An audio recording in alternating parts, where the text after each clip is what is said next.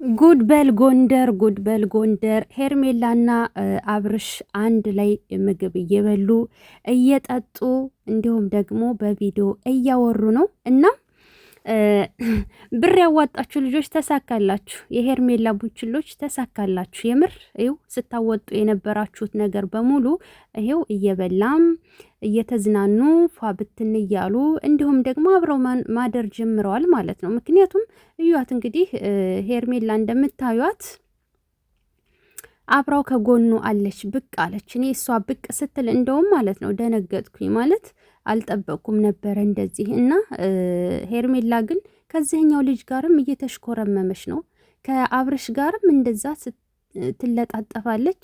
ከዚህ ጋር ደግሞ እየተሽኮረመመች እያወራችሁ ነው። ምንድን ነው ነገሩ? ምንድን ነው ሚስጥሩ?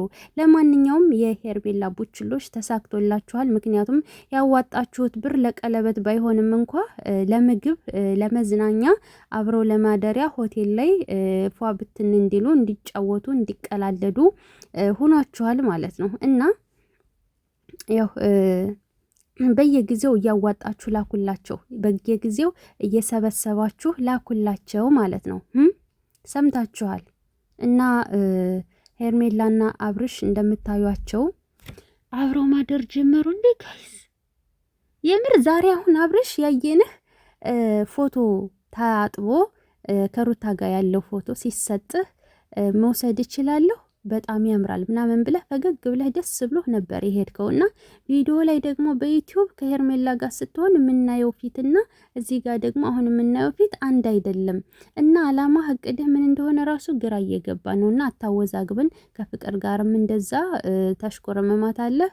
አሁን ደግሞ እዚች ጋርም ጉድበል ጎንደር።